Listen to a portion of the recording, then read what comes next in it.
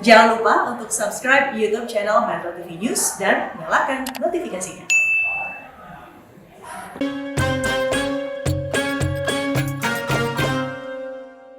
A'udzu billahi minasy syaithanir rajim. Bismillahirrahmanirrahim.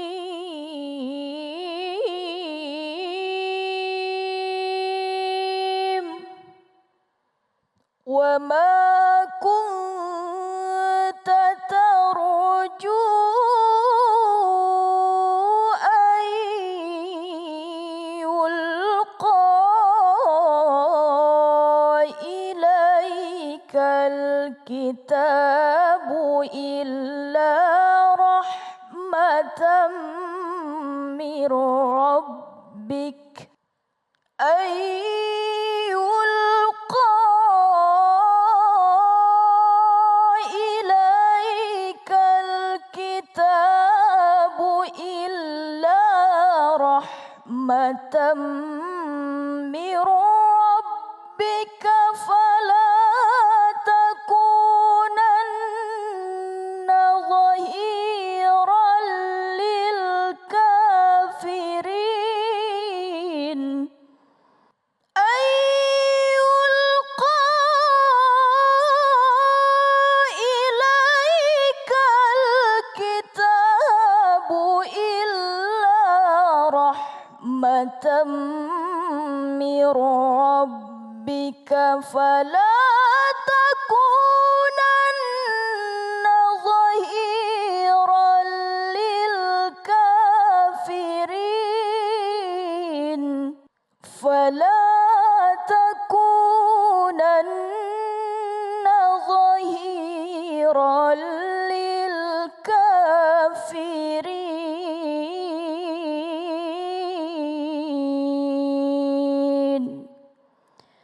Sadaqallahul azim.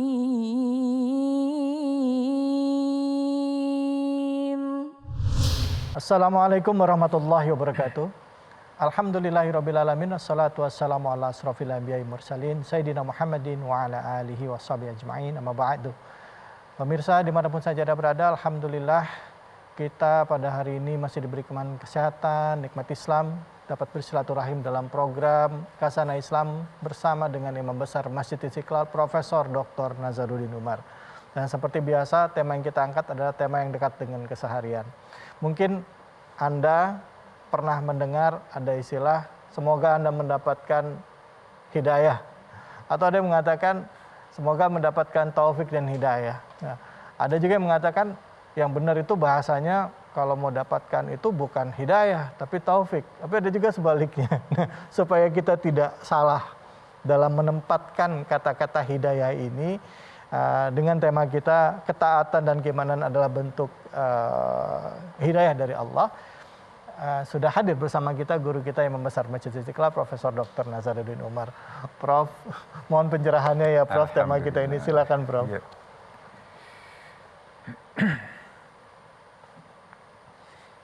Bismillahirrahmanirrahim. Assalamualaikum warahmatullahi wabarakatuh. Waalaikumsalam. Alhamdulillah para pemirsa dimanapun juga berada, kembali kita berjumpa lagi pada hari yang sangat mubarakah ini. Topik kita hari ini insya Allah seringkali menjadi perdebatan memang dalam anggota masyarakat kita tentang hidayah. Memang agak susah, tidak langsung bisa kita pahami beberapa makna, beberapa kosakata keagamaan kita, karena itu kita pinjam dari bahasa non-Indonesia sendiri, yaitu bahasa Arab terutama ya. Jadi bahasa-bahasa spiritual kita itu kita banyak meminjam dari bahasa Arab. Budaya Indonesia kan juga terbuka ya, menerima kenyataan apapun dari luar. Kalau itu memang membangun ya positif, why not ya kan. Misalnya takwa, syukur, sabar, ikhlas, hidayah, taufik ya. Hampir semua bahasa-bahasa nuansa batin kita itu bahasa Arab ya. Iman, takwa, ya dan seterusnya. Nah, apa yang dimaksud hidayah?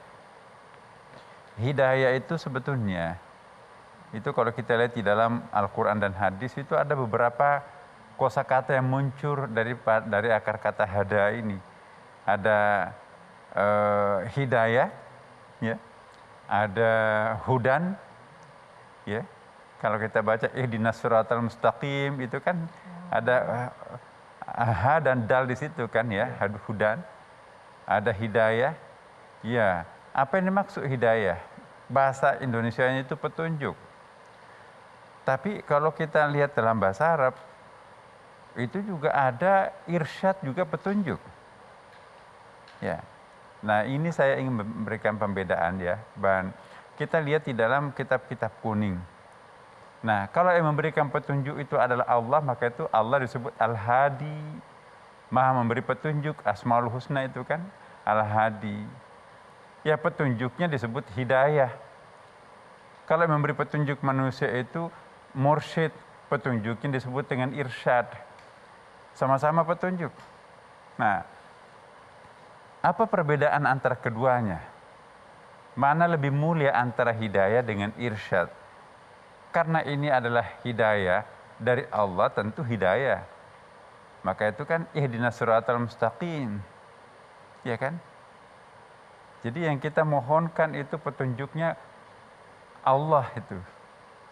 Ya. Kalau petunjuknya manusia, praktikal sifatnya boleh. Misalnya kita akan pergi ke Blok M.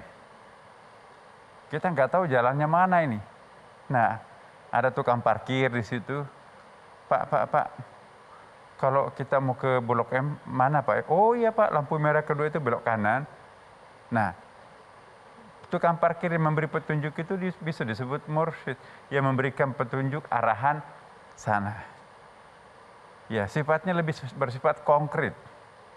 Tapi kalau yang sifatnya abstrak dan bernilai panjang, jauh, dan itu membutuhkan semacam unsur-unsur yang sakral, itu biasanya kita minta hidayah. Maka itu ihdinas siratal mustaqim, tunjukilah kami, anugerahkanlah kami petunjuk yang siratal mustaqim, jalan yang lurus gitu. Jadi saya ingin clearkan di sini bahwa Allah itu Maha Pemberi petunjuk, maka itu disebut Al-Hadi. Lawan daripada petunjuk itu adalah kesesatan. Tapi Allah juga kita sebut dengan nama kebalikannya, Al-Mudil. Allah Maha menyesatkan. Yang kita mohonkan adalah hidayahnya Allah. Al-Hadi. Nah, kita malah mohon perlindungan terhadap Al-Mudil ini sendiri.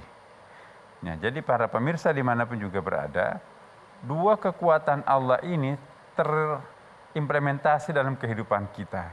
Dan ada pembuktiannya semuanya. Allah Maha Pemberi petunjuk. Apa buktinya? Ada malaikat yang memberikan petunjuk, membantu kita. Itu kan malaikat. Oh, ada juga dalam bentuk manusia, para nabi. Itu pemberi petunjuk, itu kan nabi. Ada warasatul anbiya, para ulama kita, para ustadzah kita, itu memberi petunjuk juga. Jadi garis lurus ke bawah ada. Nah, bukti Al-Mudilnya juga ada. Apa buktinya Allah Maha menyesatkan? Ada iblis. Itu Kang Iblis. Manusia juga ada Fir'aun, ada Thamud, ya kan? Ada Abu Lahab, ada Abu Jahal, ada preman, sampai di tingkat level paling bawah juga ada. Nah, karena itu hidayah ini perlu kita fahami dengan cara memahami kebalikannya. Salah satu cara yang bisa kita gunakan untuk membantu kita mendapatkan penjelasan, kalau kita ingin lebih jelas, oh hidayah kebalikannya adalah kesesatan. Nah, kalau kita ingin mendapatkan hidayah, jauhi yang menyesatkan. Kalau kita menghindarkan diri daripada petunjuk hidayah itu, maka kita akan terjerumus dalam kesesatan. Jadi fahami dua kekuatan yang berbeda, maka insya Allah kita akan selamat. Ya, jadi inilah sekedar pengantar apa yang dimaksud hidayah. Hidayah itu dari langit, hidayah dari Allah, dan hidayah kita mohonkan semuanya. Ya, saya kira kita nanti akan lanjutkan setelah pesan ini. Baik, alhamdulillah. Terima kasih banyak Prof. Kita akan lanjutkan lagi bahasan kita. Tetaplah di Kacana Islam bersama dengan Imam Besar Masjid Istiqlal, Profesor Dr. Nazaruddin Umar.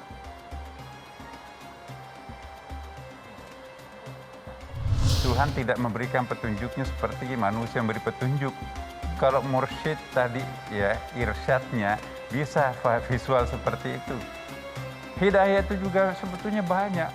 Dunia ini penuh dengan hidayah, cuma kita itu tertutup.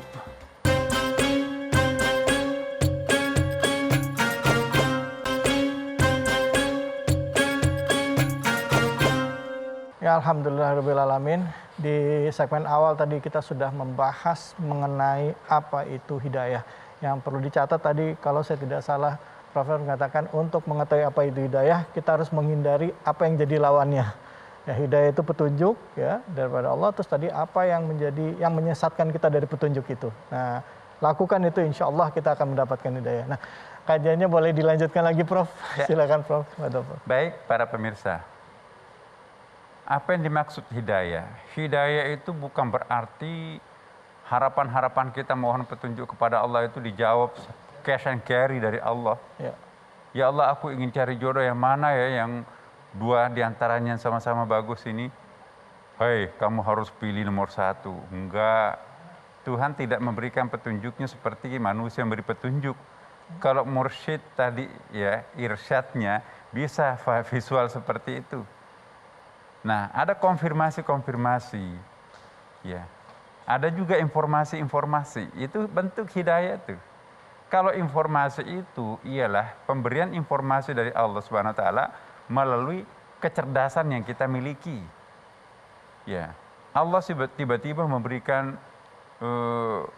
insight ya, petunjuk dari dalam batin kita. Kita nggak pernah berpikir sebelumnya, tiba-tiba muncul sesuatu itu dalam batin kita, itu disebut apa ya? Itu semacam ta'lim. Ya, kalau wali itu disebut dengan ilham. Ya. Kalau nabi itu disebut dengan wahyu. Nah, itu hidayah itu. Ya. Hidayah itu juga sebetulnya banyak. Dunia ini penuh dengan hidayah, cuma kita itu tertutup. Kalbu kita itu tertutup sehingga tidak mampu membaca hidayah Allah yang di mana-mana ada. Sanurihim ayatina fil afaqi wa fi anfusikum. Jadi alam raya ini penuh dengan hidayah Allah, cuma kita nggak baca. Ya, wa fi anfusikum. Dan juga di dalam diri kita ada petunjuk itu. Kita juga nggak baca. Ya. Bahkan diri kita kan mikrokosmos nih. Mikrokosmos itu artinya apa? Miniaturnya alam raya, alam semesta ini. Iya. Apapun yang ada di alam semesta ini ada dalam diri manusia. Dalam diri manusia itu ada apa unsur alam semesta, ada mineralnya, batu-batuan, tanah gitu yang kasar-kasar gitu ada kan. Kita juga ada kotoran yang keluar setiap hari. Iya. Ya kan? Malaikat kita kenal ada alam malakut di situ. Asalnya malaikat itu kan dari nur, cahaya. Kita kan juga punya nurani kan. Apalagi unsurnya binatang hidup dari kecil menjadi besar, kita juga punya nyawa. Tumbuh-tumbuhan juga bisa seperti ada unsur tumbuh-tumbuhannya, semua yang dimiliki. Bahkan ada yang kita miliki tidak dimiliki alam semesta. Apa itu? Roh. Satu-satunya yang memiliki roh hanya manusia. Summa sawwahu wa nafakha fihi min ruhi. Jadi kalau orang sudah mampu memahami dirinya sendiri, maka sesungguhnya seharusnya bisa memahami alam semesta. Kalau orang sudah mampu memahami alam semesta, memahami dirinya sendiri, seharusnya juga sudah mampu memahami petunjuk Allah, hidayah Allah itu. Saya ingin berikan satu contoh ya, hidayah dalam bentuk alam semesta. Saya ingat nenek saya di kampung, petani. Ya. Ada bintang 7 di atas itu. Oh, sudah waktunya kita menurunkan benih. Ya untuk menanam padi ini. Kalau terlambat, awas. Itu nanti akan kebanjiran, terlalu banyak curah hujan nanti setelah itu lewat. Tapi kalau terlalu cepat nanti akan habis dimakan tikus, karena sendirian di situ kan. Nah, jadi alam ini petunjuk, hidayah.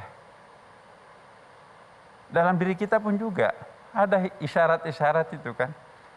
Ini rasa ini kok mulai kurang ya, penciuman mulai kurang. Itu isyarat jangan-jangan kita kena COVID itu kan. Jadi dalam diri kita juga ada tanda-tanda. Nah kalau kita sudah tahu bahwa kita itu ada isyarat-isyarat kena virus corona, maka harus kita melakukan action. Periksa segera ke dokter.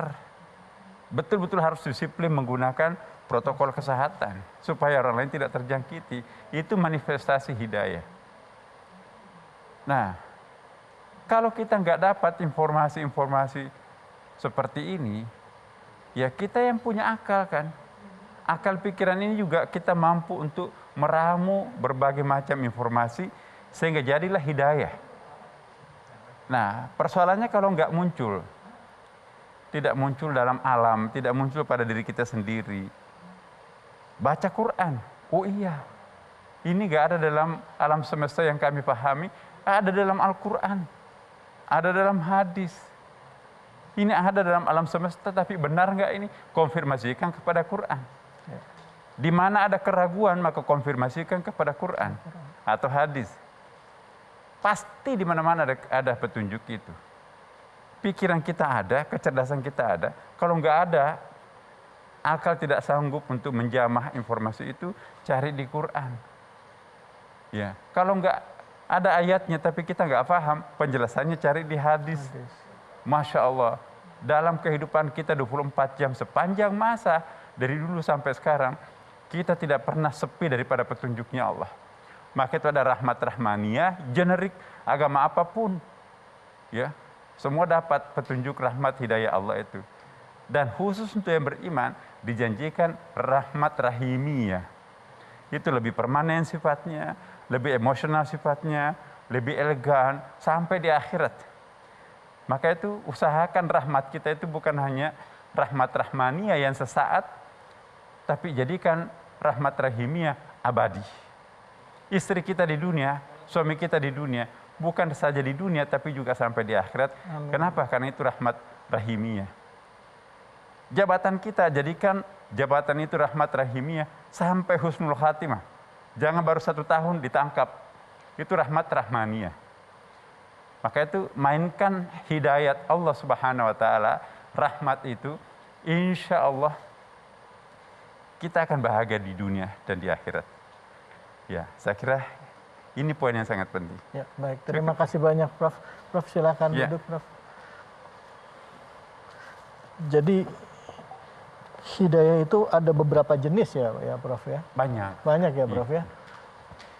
Semuanya hidayah. Cuma kita yang nggak paham apa itu hidayah. Maka itu kita diminta untuk kontemplatif, sadar. Ya. Kita harus zikir. Zikir itu untuk apa? Menerangi jiwa kita ini supaya bisa membaca hidayah-hidayat yang berseliweran di mana-mana itu. Kan? Nah kalau orang itu nggak mampu membaca hidayat, itu banyak faktornya. Mungkin terlalu banyak dosanya sehingga mata hatinya nggak mampu melihat. Ya kan? Banyak dosa itu tadi ya, Bro. Banyak dosa. Atau mungkin terlalu menyibukkan diri dengan urusan dunia akhirnya juga menutupi ya, Bro. Bisa jadi ya, Bro. Iya. Materialistik. Tertutupi oleh dunia ya. Akhirnya, nah itu kan makanya kita obat yang paling mujarab itu salat 5 kali sehari semalam itu. Kalau kita melakukan salat 5 waktu secara konsisten dan benar, maka hidayah itu timbul. Allah. Maka itu disebutkan inna sholata tanha 'anil fahsya'i wal munkar ya kan. Salat itu mencekal kita dari segala sesuatu yang mungkar. Bahkan salat itu menenangkan jiwa kita. Aqimis sholata lidzikri ala bidzikrillah tatmainnul qulub. Waduh, bukan main. Salat itu wujud konkret daripada hidayah dan rahmat itu. Subhanallah. Yalah, kayak kita jemput hidayah kita. Jadi sebenarnya hidayah ini dijemput atau kita menunggu, tapi dua-duanya ya. Aduh, pengen bahas lebih banyak lagi sama Prof. Prof, terima kasih banyak, Prof. Kita sudah mendapatkan begitu banyak ilmu dari Profesor hari ini. Itu tadi disampaikan oleh Profesor bahwa hidayah Allah itu ada di sekitar kita ya, Prof ya. Bahkan tanda-tandanya di sekitar kita kalau kita mau melihat. Nah, kalau kita mau melihat itu caranya gampang. Tadi kata Prof, sekat-sekat yang ada di diri kita ini dibersihkan dulu, apakah itu dosa, urusan dunia, itu harus dihilangkan dulu. Insya Allah kalau kita mulai fokus hanya kepada Allah, kita akan mudah meraih hidayah tersebut. Otomatis. Ya, otomatis ya Prof ya. Jadi jangan bilang bahwa nanti aja lah saya tunggu hidayah, nggak akan datang kalau kitanya kita nggak mau mencoba untuk mendekatkan kepada Allah. Baik, Prof, kita minum kopi ya Prof. Terima kasih banyak ilmunya hari ini. Kita minum dulu kopinya. Bismillahirrahmanirrahim.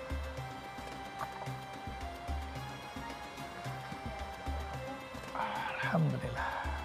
Nah, hidayah dari mana? Banyak sekali hidayah itu. Nah, kan sesuai seperti apa yang sering kita bicarakan dan sering kita sampaikan bahwa innallaha la yughayyiru ma biqaumin hatta yughayyiru ma bi anfusihim. Nah, merubah dan tidaknya itu kan tergantung dia mau berubah atau tidak.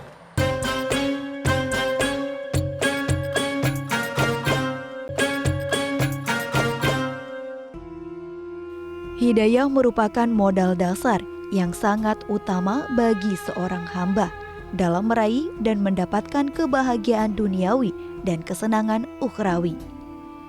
Hidayah dalam perspektif Islam berfungsi untuk melahirkan manusia yang mampu mencapai ridho dari Allah Subhanahu wa Ta'ala, yang senang dan disenangi serta menjadi insan-insan yang pandai berterima kasih.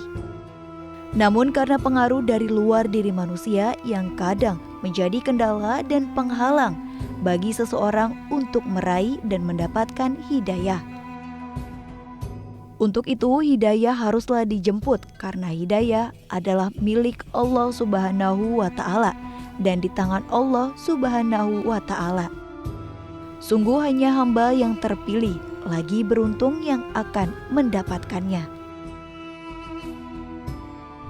Ya, alhamdulillahirabbil alamin, kita kembali lagi di Khazanah Islam bersama dengan Imam Besar Masjid Istiqlal Profesor Dr. Nazaruddin Umar. Dan seperti yang saya sampaikan tadi, di segmen 3 ini kita sudah bersama dengan Gus Han. Assalamualaikum warahmatullahi wabarakatuh. Waalaikumsalam warahmatullahi wabarakatuh. Gus, bicara mengenai taufik, hidayah. Sebenarnya kita bicara hidayah, cuman tidak pernah bisa kita lepaskan gitu. Semoga antara hidayah dan taufik. Iya kan, ini semoga mendapatkan taufik dan hidayah gitu kan. Nah, tetapi terlepas dari itu, tadi Profesor sudah memfokuskan ke dalam bentuk atau terrefleksilah hidayah dari Allah itu dari ketaatan dan keimanan kita kepada Allah. Perilaku kita gitu. Pada saat perilaku kita terhadap perintah Allah itu taat, berarti kita sudah mendapatkan hidayah. Nah, sekarang di dalam konteks kekinian, di konteks ke anak muda nih, Gus, apa yang kira-kira bisa kita terapkan dalam kehidupan kita sehari-hari, apalagi godaan sekarang ini kan nggak cuma sekedar media sosial, lingkungan kita, walaupun tetap social distancing, tapi tetap aja yang namanya godaan iblis ini kan banyak aja ya. Silakan Gus.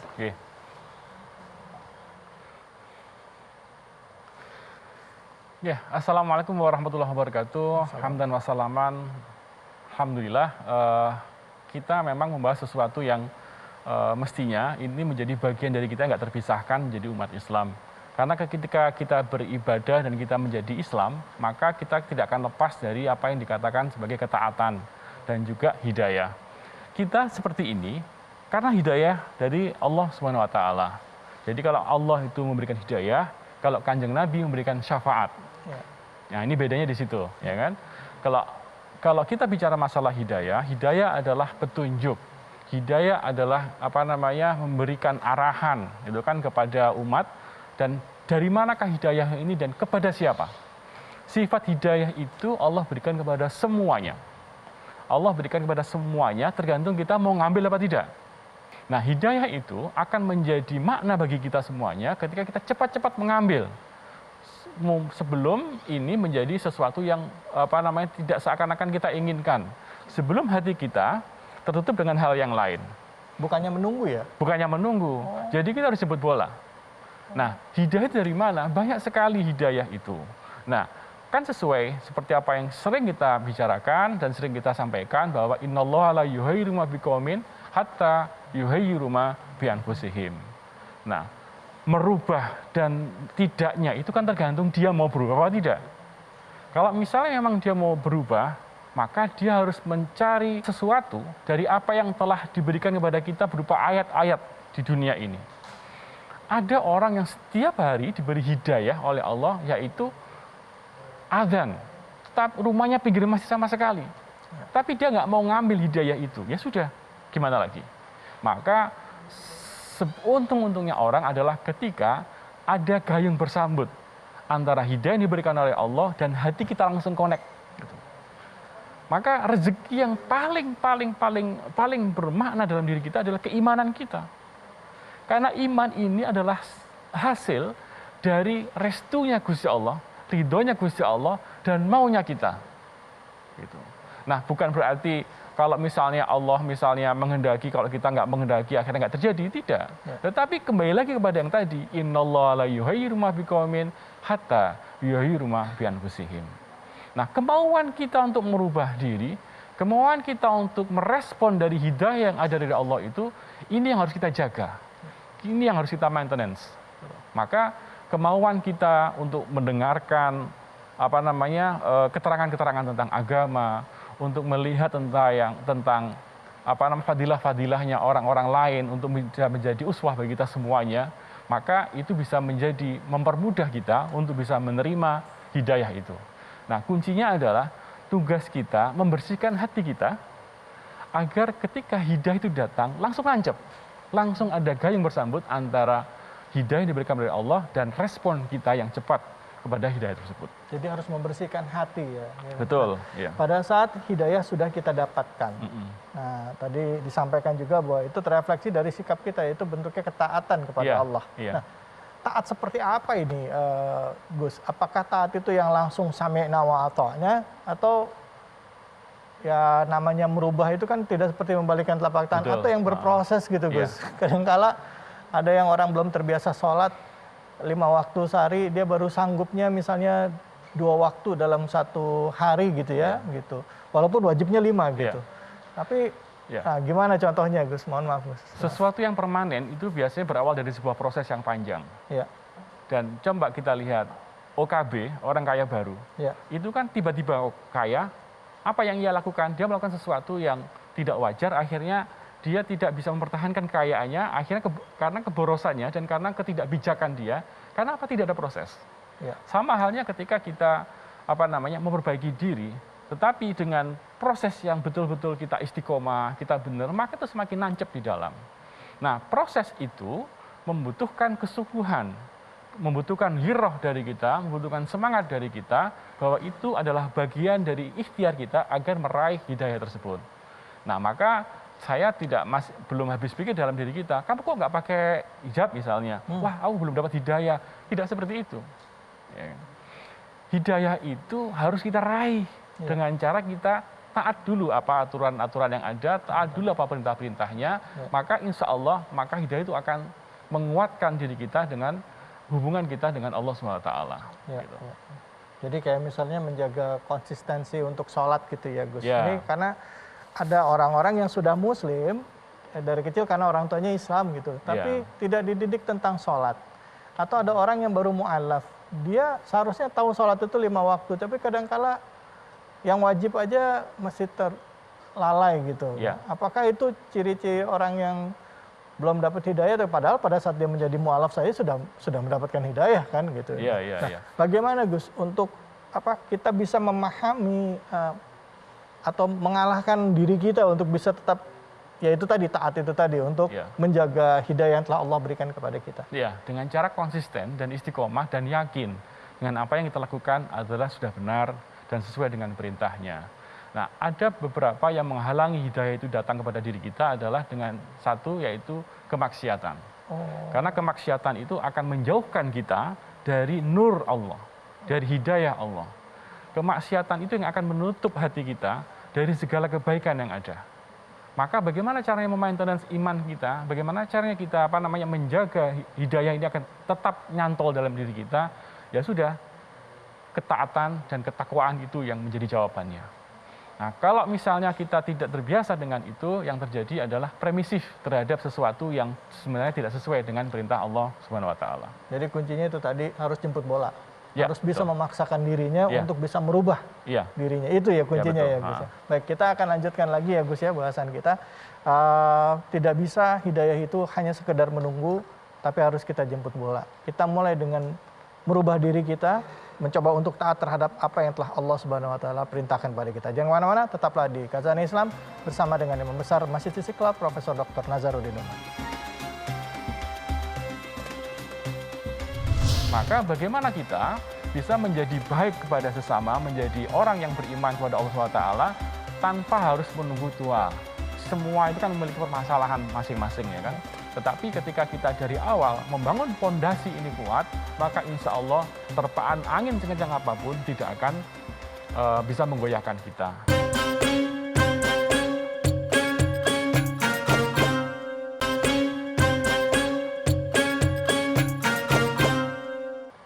Ini ada satu kalimat yang populer di kalangan anak muda, Iya. katanya muda hura-hura, Iya. tua kaya raya, mati masuk Masuk surga. surga. Nah, Iya. pemikiran ini juga yang menjadikan alasan bagi kaum muda ya, nggak semuanya loh, tapi beberapa orang yang merasa udah nanti aja lah kalau mau tobat tunggu tua aja dulu sekarang. Padahal usia belum tentu juga ya. Iya, iya. Nah, kembali lagi ke bahasan kita tentang hidayah. Apakah hidayah itu harus ya bisa jadi datangnya pada saat kita tua gitu. Karena banyak juga ada orang-orang yang kita lihat pada saat dulu preman, begitu udah tuanya mulai rajin ke surau atau ke masjid. Silakan. Ya memang serba salah ya, kan ada yang mengatakan bahwa lebih baik menjadi mantan preman Iya, daripada mantan orang baik. iya, Nah berarti kan akhirnya harus jadi preman dulu, maka jadi orang baik. Ya kalau misalnya jadi preman dia nggak meninggal, iya, ya kan? Nah maka yang perlu kita semangati sekarang ini adalah bahwa berbuat baik itu jangan harus menunggu tua. iya, Berbuat baik itu jangan harus menunggu kita menjadi apa. Ketika kita lahir di manusia pun, mestinya kita bisa memberikan manfaat bagi yang lain. Karena yang jelas khairun nas anfa'uhum linnas itu berlaku kepada nas, bukan orang tua, Ya. bukan orang muda, bukan ibu-ibu dan sebagainya, nas semuanya.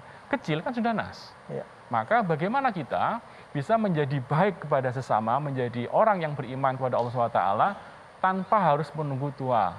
Nah, kalau misalnya tua nanti akhirnya naudzubillah min dzalik akhirnya kok lebih tidak baik pada mudanya, itu sudah yang penting tidak kita ikhtiarkan gitu kan. Ya. Nah, kan semua itu kan memiliki permasalahan masing-masing ya kan. Tetapi ketika kita dari awal membangun fondasi ini kuat, maka insya Allah terpaan angin sekencang apapun tidak akan bisa menggoyahkan kita. Ya. Sama halnya ketika kita beragama, misalnya kita dari kecil sudah ditempa oleh orang tua kita, dipesantrenkan dan sebagainya, sehingga ada informasi apapun, ada disinformasi tentang apapun, oh dia punya filter, oh ini nggak cocok, oh ini salah, dan lain sebagainya. Ya. Sehingga dia bisa bentengi diri sendiri. Yang kacau itu ketika semangatnya di akhir-akhir, awalnya nggak ada basic sama tentang agama. Nah, ini yang jadi kacau itu. Akhirnya belajarnya hanya di Google, Mbah Google Al-Mukarram Al-Googliyah, itu kan, jadi pesantren Al-Yahwiyah. Nah, maka itu yang akan menjadi permasalahan. Ya. Nah, maka kalau misalnya punya prinsip bahwa muda foya-foya, tua kaya raya, mati masuk surga.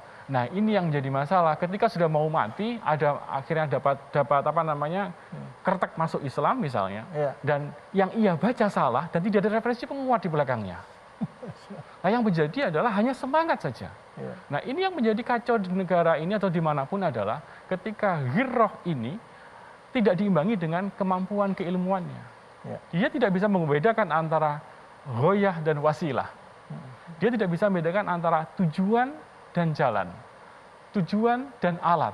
Nah, sehingga seakan-akan bahwa ketika kita ada kata-kata Islam saja disinggung, itu seakan-akan itu tujuannya sudah kacau balau.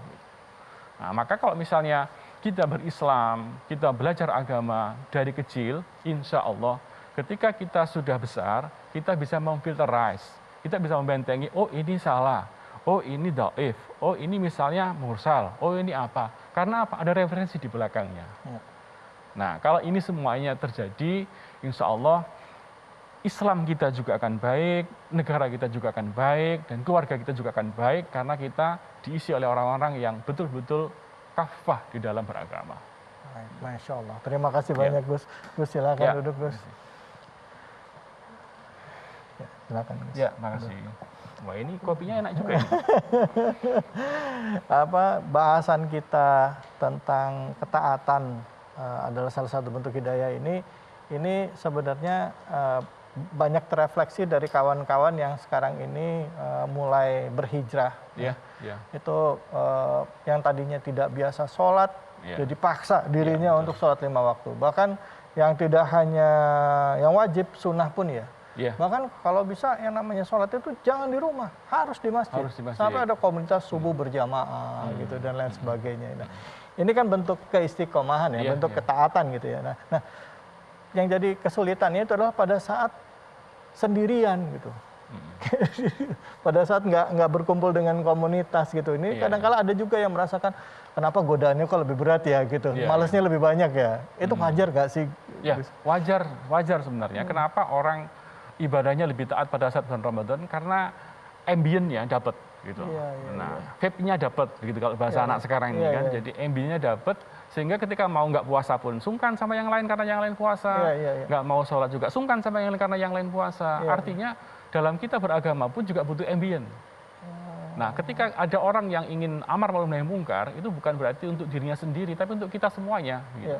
Karena kita beragama itu juga butuh agama itu kan bukan sesuatu yang hampa, yang tiba-tiba dan tidak bisa menyatu dengan yang lain. Energinya harus nyatu, begitu. Nah, kembali lagi masalah hijrah tadi, memang betul hijrah ini adalah niatan baik, tetapi harus diikuti dengan keilmuan yang matang, nyambung seimbang antara hirroh dan ilmu yang ada, semangat dan ilmu yang ada. Hijrah bukan berarti merubah segalanya, tapi memperbaiki yang sudah ada. Sehingga kalau misalnya ada, wah saya ini hijrah, saya nggak mau nyanyi, jangan, tetap nyanyi. Silakan nyanyi, cuman caranya berbeda, ya kan? Bukan berarti meninggalkan dunia ini dan sebagainya. Seumpama nanti kalau kita hijrah semuanya pengertian seperti itu, uzlah semuanya, berada di gua semuanya. Terus siapa yang ngisi TV? Siapa yang ngisi perbankan? Siapa yang ngisi berkaitan dengan ilmu teknologi dan sebagainya? Nah, sementara Islam itu bukanlah sesuatu yang hampa, hidup di alam hampa bukan, tetapi Islam adalah inklusif dengan alam yang ada. Islam ini ada untuk memperkuat dan juga memperindah dunia yang diciptakan oleh Allah SWT. Gitu. Maka di dalam Al-Quran jelas Surah Al-Fasad itu bagaimana kita tidak boleh mengganggu, merusak bumi dan sebagainya. Maka ketika kita berislam, ketika kita berhijrah, jangan mengatakan bahwa dia akhirnya lepas dari keduniaan, karena ad-dunya mazra'atul akhirah. Dunia itu adalah jembatan. Dunia itu adalah ladang amal menuju akhirat. Nah, kalau misalnya ketika sudah diberi kesempatan oleh Allah kita berada di ladang ini, kita tidak memanfaatkan dengan amal, kapan lagi kita akan beramal? Gitu. Apakah kita sudah merasa cukup bahwa kita ini dengan hidup di gua saja, dengan zikir hanya kepada Allah saja, akhirnya bisa membersihkan dan meyakinkan kepada Allah, ya Allah, saya pantas menjadi khalifah di bumi ini. Khalifah yang baik adalah ketika dia bisa memberikan kerahmatan kepada yang lain, ketika dia memberikan keselamatan bagi yang lain, dan ketika kita bisa memberikan kemanfaat bagi yang lain, bukan hanya diri kita sendiri. Gitu. Nah, kalau misalnya mereka uzlah sendirian di gua hanya ingin masuk surga, apakah nanti masuk surga sendirian nggak ada teman WA? Ya kan, karena yang lain di neraka. Ya kan, ayo kita bareng-bareng bersama-sama bahwa kita beragama ini untuk bersama-sama, karena tidak ada Islam di dalam tanpa ada jamaah. Itu artinya saya mengartikan begini, bahwa Islam itu akan tampak menjadi Islam ketika kita ada di dalam sebuah jamaah, dalam sebuah komunitas. Bagaimana kita memperlakukan teman kita, bagaimana kita harus komitmen kepada teman kita, bagaimana kita respect dengan yang lain, itu adalah Islam. Baik, alhamdulillah. Terima kasih banyak Gus atas ilmunya hari ini. Jadi kita di dalam salah satu bentuk dari hidayah yang Allah berikan kepada kita adalah taat terhadap perintah yang Allah berikan kepada kita, taat menjalankan apa yang diperintahkan maupun juga yang dilarang. Terus kedua, harus terlihat dalam tindak tanduk kita sehari-hari terhadap sesama kita, ya, kepedulian terhadap sesama, ya, dan juga ini juga harus diniatkan, didasarkan sebagai ibadah kepada Allah. Apa yang kita kerjakan harus bermanfaat bagi orang banyak, tidak hanya untuk diri kita. Jadi kalau kita mengerjakan sesuatu itu memberikan kerusakan bagi orang banyak, sudah pasti yang dikerjakan ini bukan dihitung ibadah. Nah, itu indikatornya ibadah kepada Allah dan diniatkan lillahi ta'ala. Nah, mudah-mudahan apa yang disampaikan oleh Gusan tadi bermanfaat bagi kita, dan seperti yang sudah disampaikan oleh Profesor Dr. Nazaruddin Umar tadi seputar tema kita, yaitu ketaatan dan keimanan adalah bentuk dari hidayah yang telah diberikan oleh Allah Subhanahu wa taala.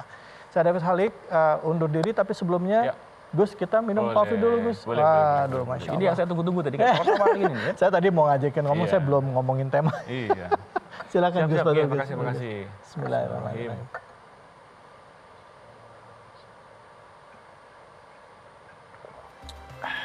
Alhamdulillah, luwak hitam baru nggak kemanisan, mantap. Bungkusnya jangan dibuang ya pemirsa, karena Anda berkesempatan untuk mendapatkan hadiah umroh gratis dan emas. Terima kasih atas kebersamaan Anda. Wabillahi taufiq wal hidayah. Assalamualaikum warahmatullahi wabarakatuh. Waalaikumsalam warahmatullahi wabarakatuh.